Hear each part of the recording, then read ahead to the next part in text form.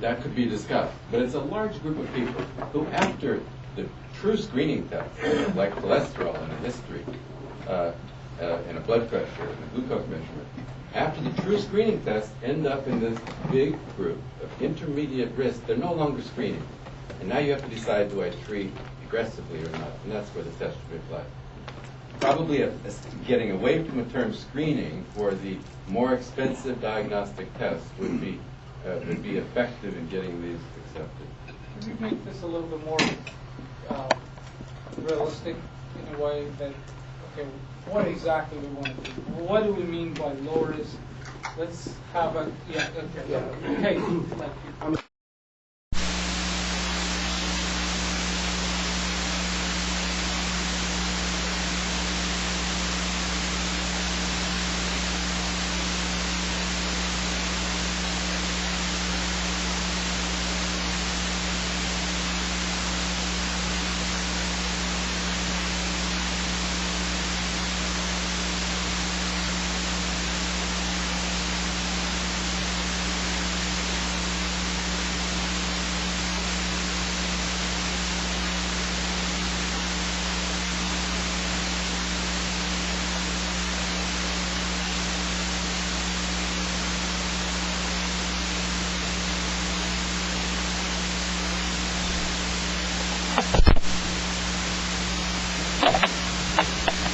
disease of the blood vessel or the heart.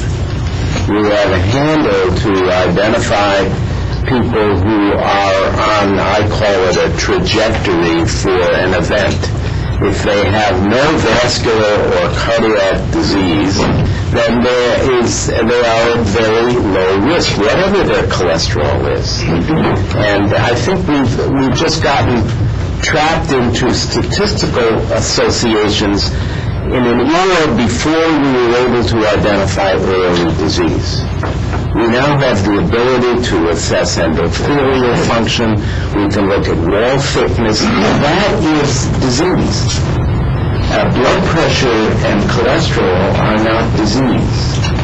And calcium scoring, for all its virtues, is a late manifestation of progressive disease. One would like to identify those people at risk before they develop extensive calcium, which is obviously age-dependent, as is the Framingham score. Age is the powerful determinant of the score. Well, we can't do anything about age, but we can identify disease which is accelerated. And I think if we focus on how we can go about screening people for early disease, then we can use our tools far more effectively to treat those people who have it and not to treat those who don't. When we see a 50-year-old man comes into our center and we do our 10-test screening, and there is absolutely no evidence of vascular disease or cardiac disease, this individual is free from risk, I believe, and should go about his business and not worry. And if you find a 40-year-old, as we have, with clear evidence of early disease, and he goes for a calcium scan, and the scan is normal, he's 40 years old, he's got early vascular disease, he hasn't developed plaques, but he's going to, that person should be treated before he gets plaques and gets calcium in his coronary arteries. So I think we have to kind of rethink this from the beginning rather than to just jump on to existing concepts and say, let's embellish this a little bit. Let's go back and reformulate. That would be my... I thought I was crazy when I had a similar idea and I sent a slide to the board. Let's say we can first identify structural and functional evidence of disease first. That's it. If you don't have it, get that patient out. That's exactly right. And so it's refreshing to me as well that at least someone who is not whatever we can see someone there. This is what first of all, don't get flat. We go up and down in discussion, because that's how we start. We bounce around and we slowly go to the back. Now, what people say, there's this to say, we do have to do I was just completely blown away. About getting the calcium skin everybody else, to November. This is going to be a multi-billion-dollar start. This is now. We didn't have a chance to go into details, but this point of identifying a clinical marker of disease as your first step, because everything else that you're going to spend your bucks and your money on going after a risk factor, but this way to some clinical disease, who cares if they have all of these? And eventually you have to have that clinical marker assessment. That's correct. So at this point, I've got it off the first, but this one is spend best, and you need to get the right target instead of going to smallest one, and eventually you have to spend your money. So people just left out the step before this.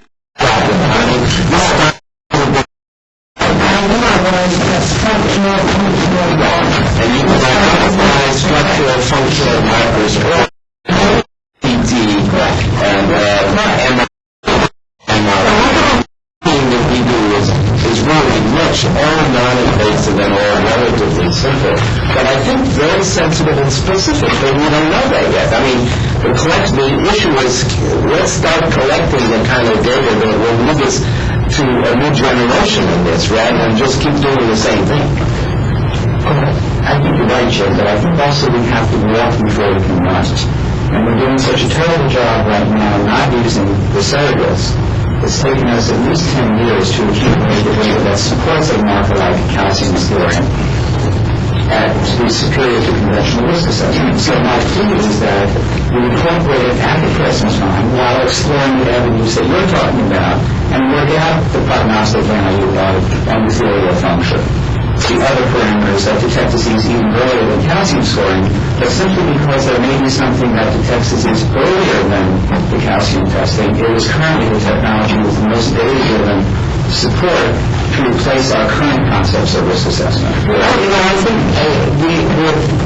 the task force is correct in one way, at least in my experience, and that is that the potential harm is there. I mean, I don't know what all of your experiences, but I see so many people who have gone to angiography after a calcium score and asymptomatic individuals when the treatment lipid control, blood pressure control. Whose fault is that? It's not the test fault, it's the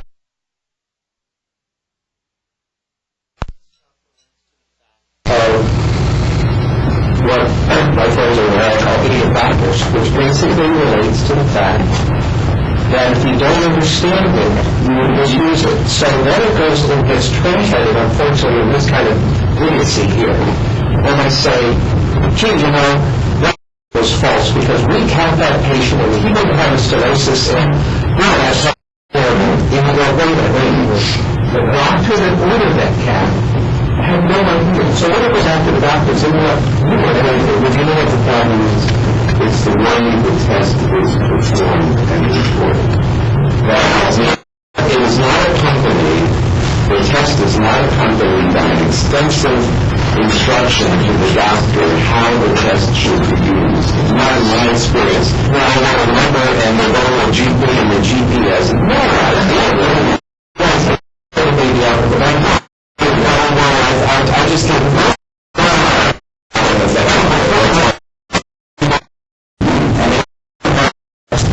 We tell people, listen to me. But we try not to do it. It's stress from the world. Whether most of these are being done in clinics without people. This discussion really is to identify the limitations of the current to address that issue, we address something in paper to JAMA, simply review, addressing precisely your concerns. Teaching the family care doctor, the primary practitioners, how to use these tests, how to incorporate them into treatment plans, to identify the limitations and the misconceptions of the tests which you have to read. To make this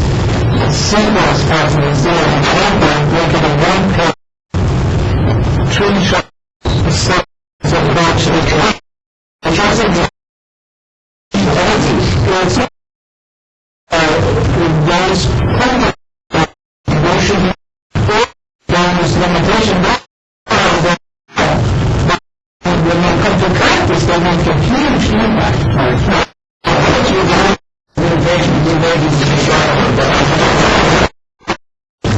Compared to key case activities here, standing in the meeting, and if there is no resource, I am in priority.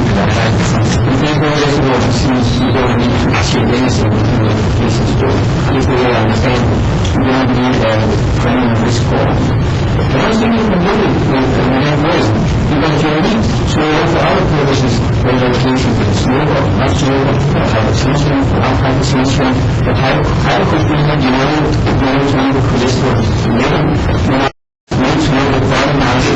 the cheap. So you have a lot of information already in place cheap. So they need to have it. So let's say the question is, when there is some basic information that for example, to predict something from body mass index, hypertension, cholesterol, and smoking. Number of times, how can we data to predict? You need to add on top of what we already have for free and what we need for our purposes. That's a statistical variation again. You know, biology. Yes.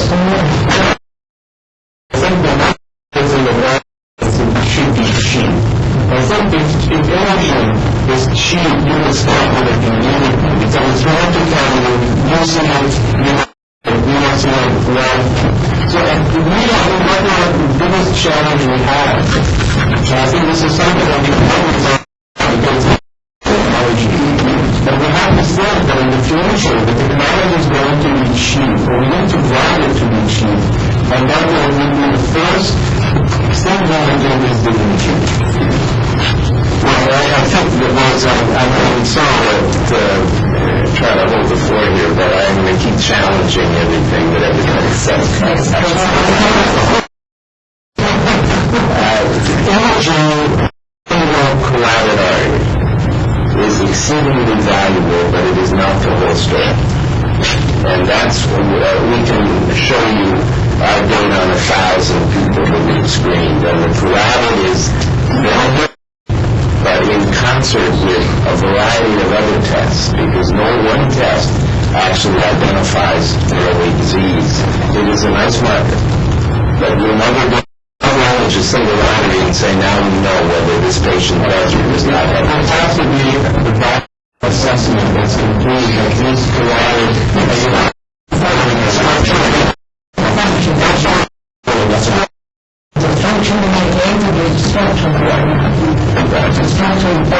so it's a comprehensive assessment. And if that's right, and you found that at an early stage you convince yourself, hopefully with data, that a patient who has these functional and or structural abnormalities is at higher risk and therefore should be on a statin drug, should be on an ACE inhibitor or an ARB, should be exercising, should be dietarily altered, etc. You do all those things.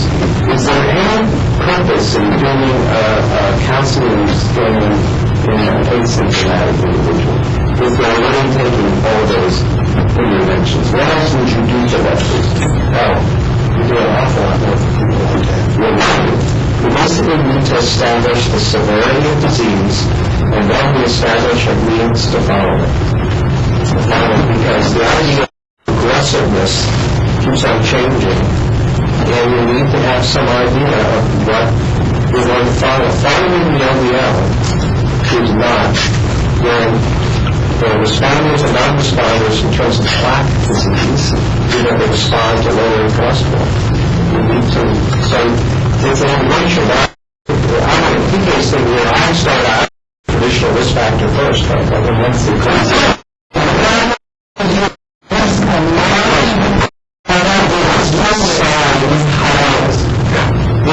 make some general agreement that every cell you are risk, I don't mean the 10%, might be whatever it is.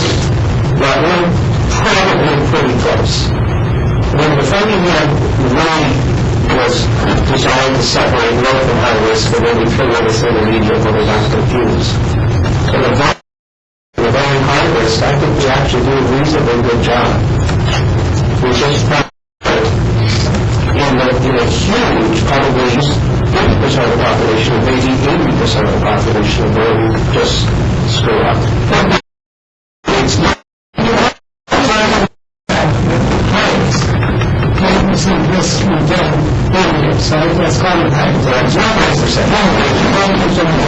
98% when we have 7. So we're going to overlap by people,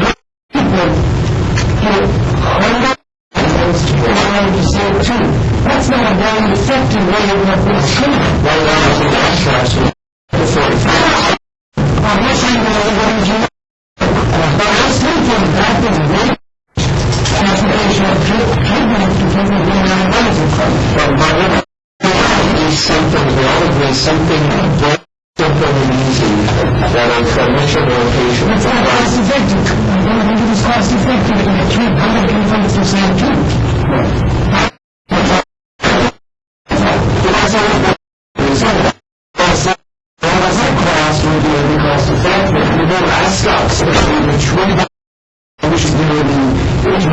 Population by dealing with people who are 100 and thus the NCP guidelines had treated 93 people without one event. 93 or not. This is a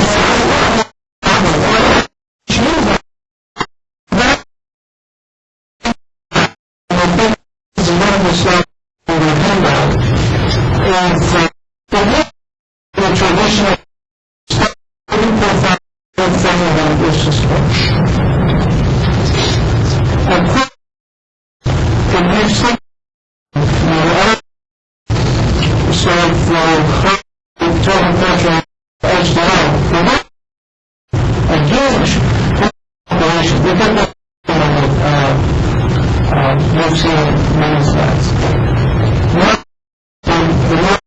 accounts for 62%.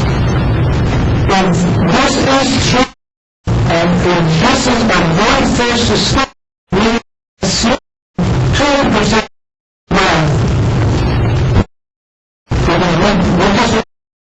When we were in the national risk factor at 4 screening the pyramid. So this is a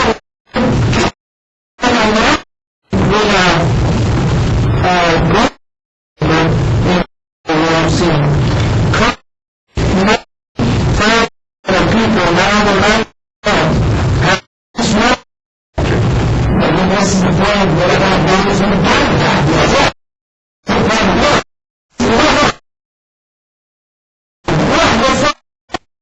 But people who 6%, people who have 90%. But this point, if this is true for this is more sensitive, but we don't definitely a specific test. So what to start history, but if you look at this one, you can look in this picture, 20% have more factors. And if we consider just one basically covers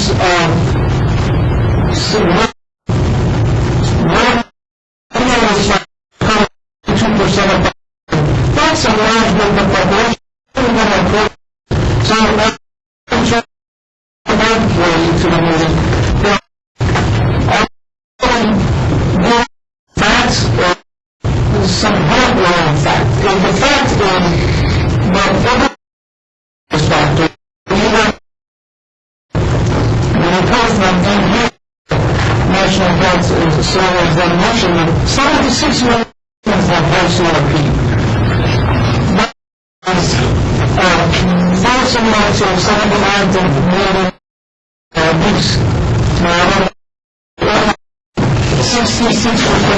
66 million have health factor, American Heart Association's statistics. So if we start with traditional just as far as the traditional and I really believe that people want that. And what would be the percentage according to dose in relationship to the disease identified, and there is wide disparity in people without any risk factor. There's no risk factor. Depends on where you draw the line. If you say 120/80 is normal blood pressure, then there are very few people with normal blood pressure who have disease. But if you say 40/90, the vast majority of people we screen have blood pressures below 140/90. So, I mean, just to place on the table our concept, we now have a 5-test screening for the whole population, which takes 20 minutes and costs negligible. And we think that by that 5-test preliminary screening, we can exclude about 70% of the population from having significant early disease that needs treatment. But 30% of them do, and they are not being treated today. And the heart attacks and strokes are going to occur, I believe, in that 30%, but we don't know that yet, but it just stands to reason they will. And these lab tests can be done anywhere. I mean, you shopping center, you can go to a corporate office and screen the employees. It takes 20 minutes for each person to come through. They don't get undressed. There's nothing fancy about it. They have to give you a urine specimen because we do microalbumin.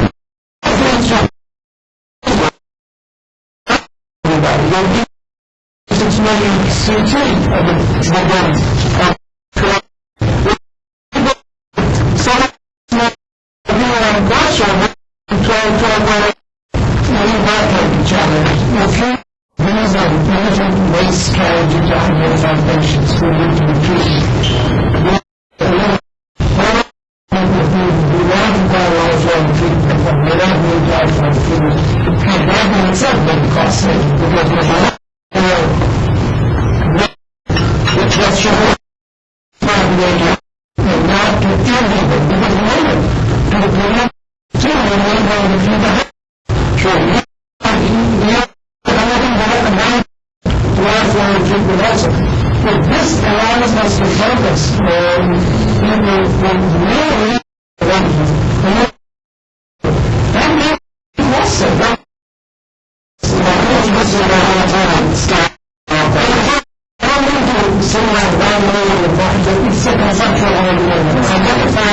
disease first. Whatever functional structure or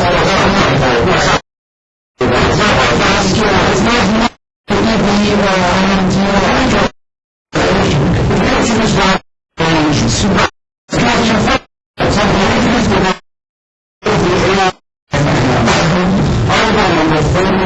do a much better job of predicting. Obviously, he's 100 years old. So for the faster range, by EB structure,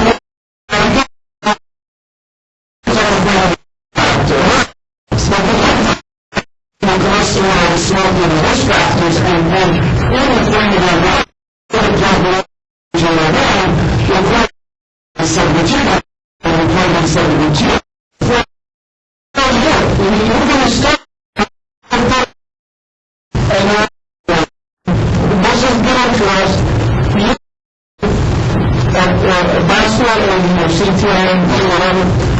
and traditional style process, we want to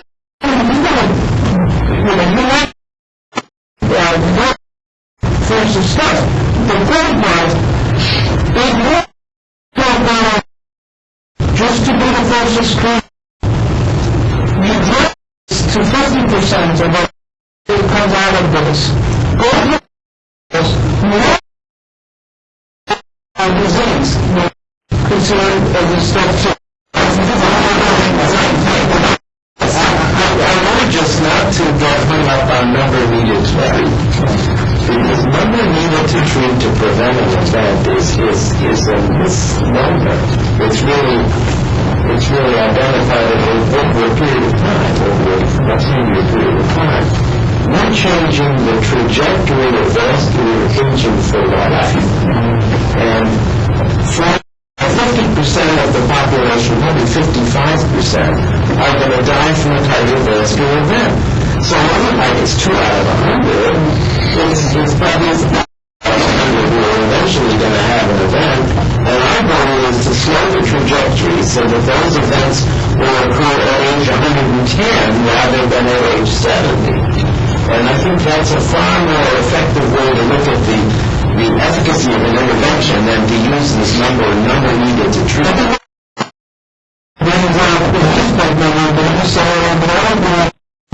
66% did not have says forget that. They don't have money or money. They have a book. They have a punch. Why do you want to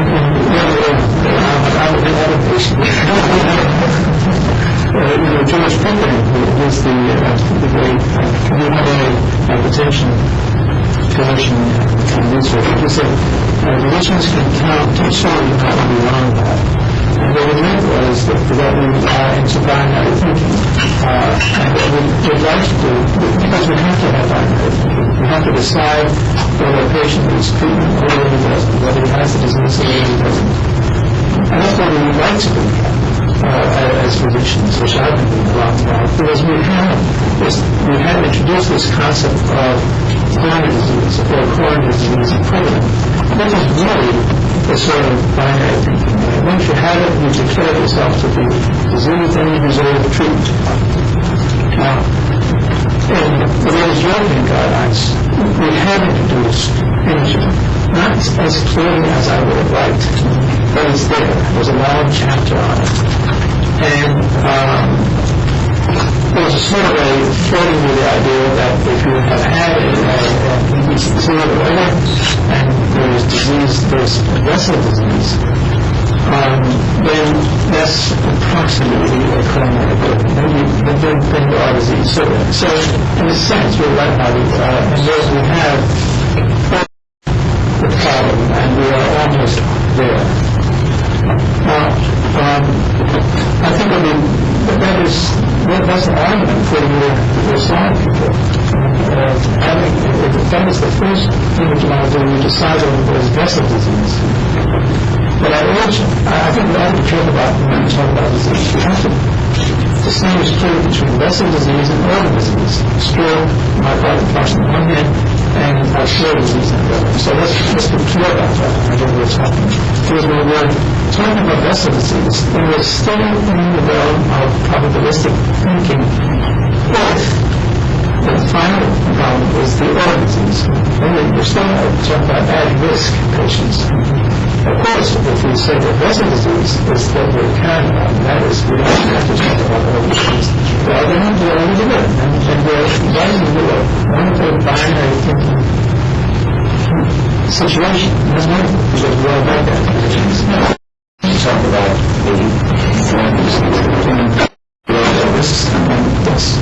Because whatever test you use, whether it's calcium scoring or IMQ, the moment you detect any abnormality whatsoever, that is vessel disease, but does not necessarily translate into organ disease. And that's a question of, if you go back, exist in the absence of vessel disease. It can, but how likely is it? It's real. And how likely is it?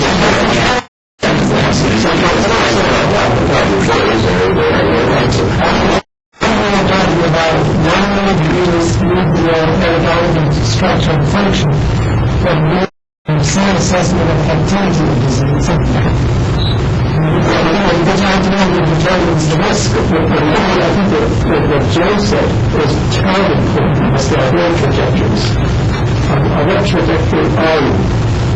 And if we could think about at the end of Saturday, tomorrow, that might be a very clear element of whatever our recommendation is going to be. Is what disease, vessel disease trajectory are you placed?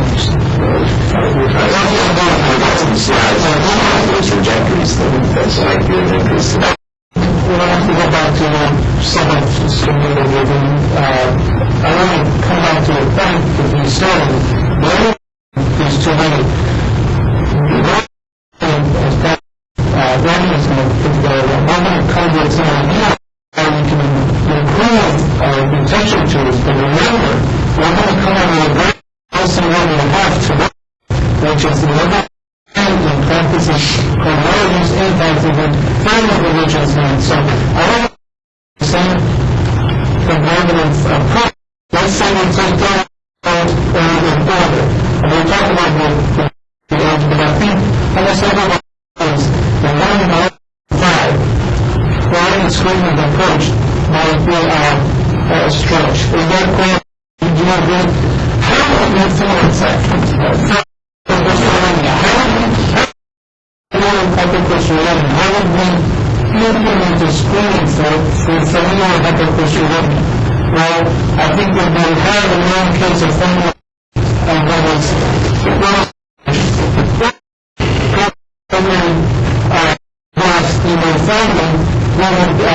recommend to go on the cholesterol screening at age, what, 20 and above? The age is actually not that even way down. Not sure about that, but as I don't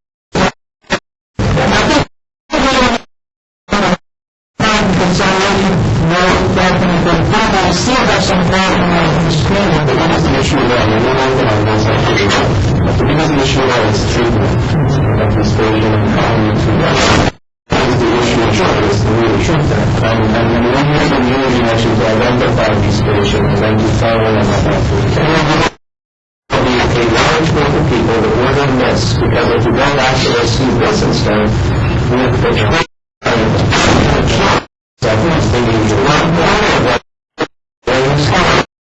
by the time they're 17 or 18.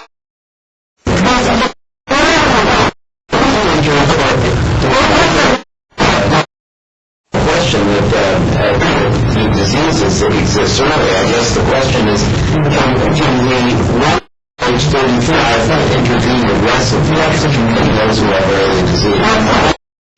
We have some patients that we've screened in their early 30s, 30, 31, who have strong family histories and enough early disease that we've intervened at that age. I'm not at all sure that we couldn't have done just as well if we had started at age 35. But you did pick up early. We have identified as fine with me as long as we realize that we are missing people. Increasing the risk if we start treating it as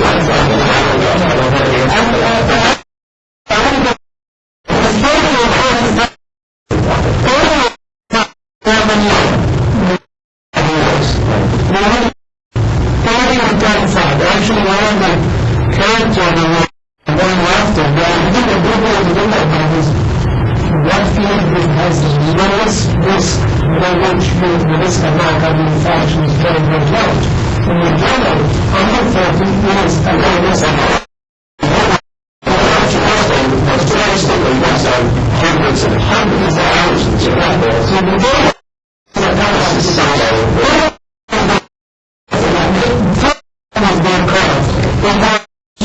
cases are really so we have to have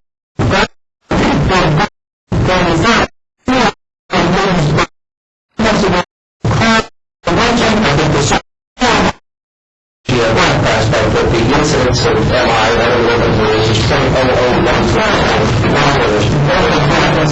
So we as a comparison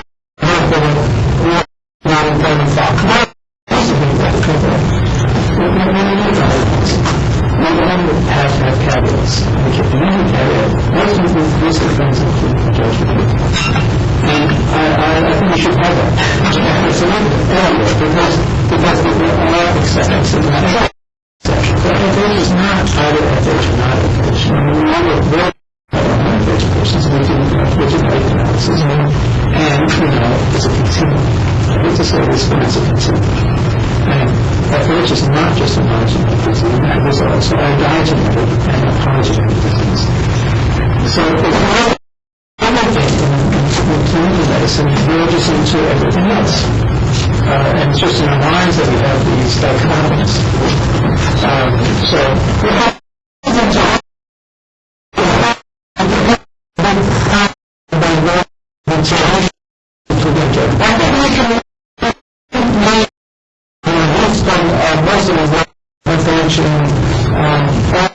most of the information he puts on both and then prompted the committee to go towards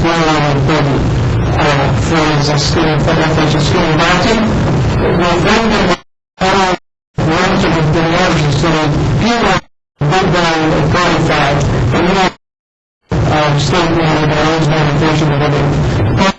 People it's not a page report. It's going to be a probably 2-page or 3-page report. And then for a personal because that makes a difference between that and a biomarker has I would suggest that we can modify in patients who have a family history for very striking prematurity for Parkinson's. So,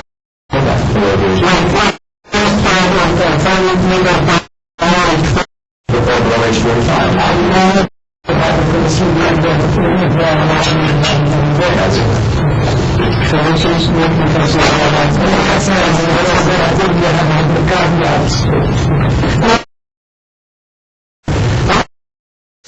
So now the basic lipid profile, which would be cholesterol, total cholesterol,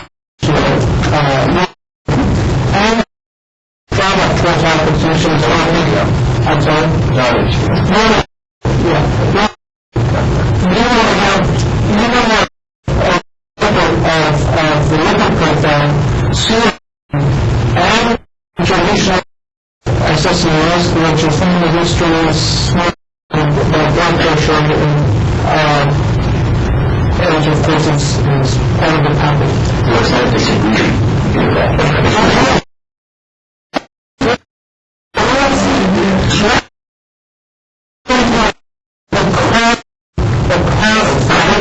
It's also that one that could be done in the grocery store.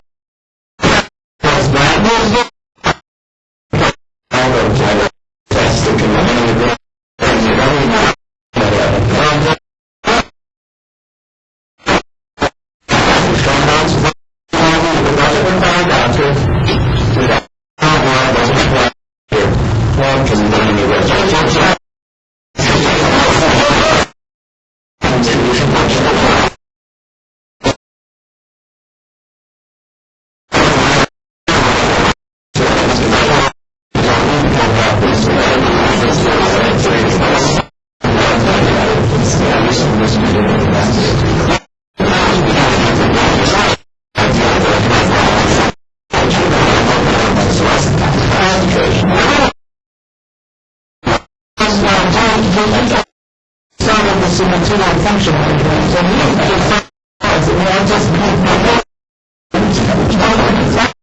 so Mr. Having a strong belief in this. And I talk about it because we have them down.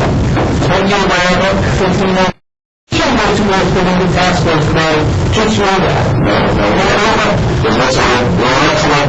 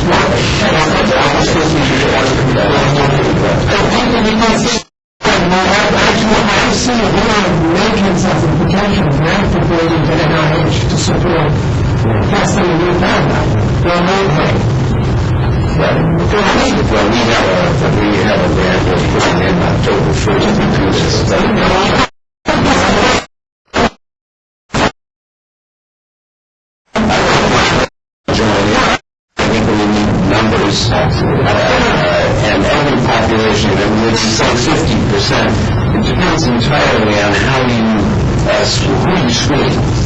When we began our center, who came in? They weren't well. Why were they worried? Because their parent had had an infarct a year after an age 1 year later than when they came to see us. So we saw very high-risk people initially. When you go out to the workplace and screen all the employees, you've now got a lower risk population, and there will be a smaller percentage that need the advanced screening in that group than there would be in the sector of people who are clearly at higher risk, and that's why they're worried. Attention on the visit the CRP, and I think we signed up for your program, including CRP and the biometric.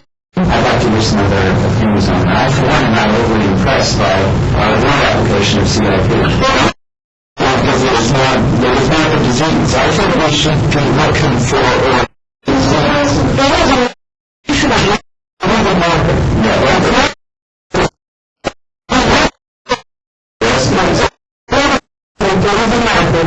I think we have a true viral test. I'm sure that's everybody is healthy with your CRP.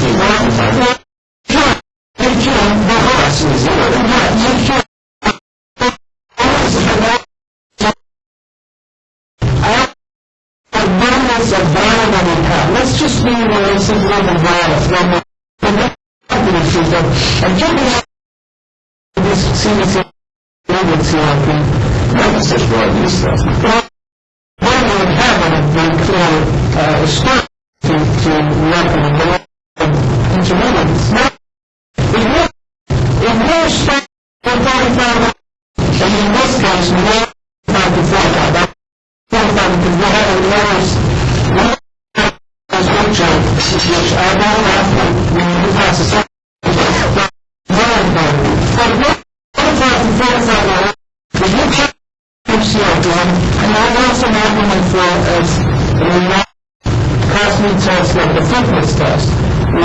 Something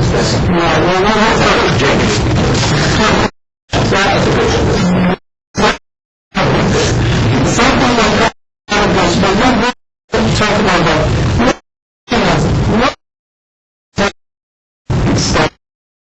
what's the stuff? But you're going to start with it. I can't get you off film.